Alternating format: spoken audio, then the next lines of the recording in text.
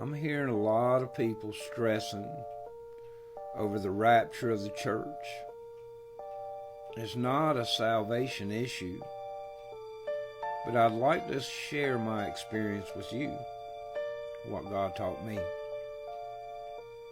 I'd heard in the beginning of my Christian walk, all these preachers were teaching me about the rapture. I could read, I understood where they were getting their scriptures from, but I couldn't, in taking the Bible as a full context, I could not understand. It would not register with me how they were getting that in the full context of Scripture.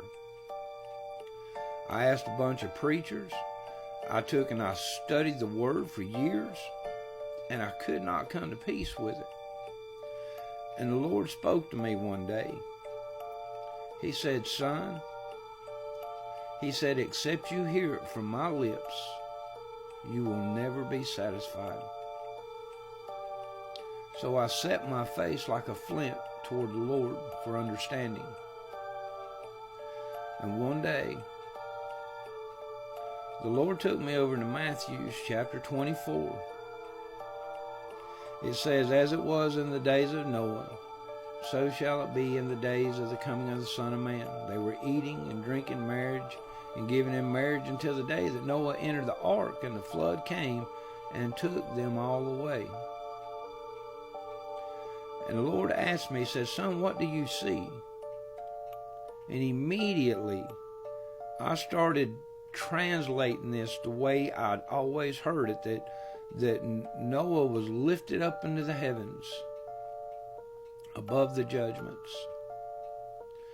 And the Lord rebuked me lovingly, and He said, "Forget everything that you have ever heard." He says, "What do you see?"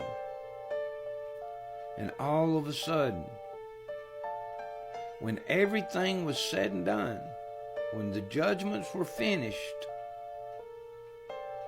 the ones that were left behind was Noah and his family. God will send forth His angels to deliver out of His kingdom those which offend. And with the brightness of His coming, He will make the enemy ash under our feet. For the timeline, immediately after the tribulation of those days, then appears the sign of the coming of the Son of Man.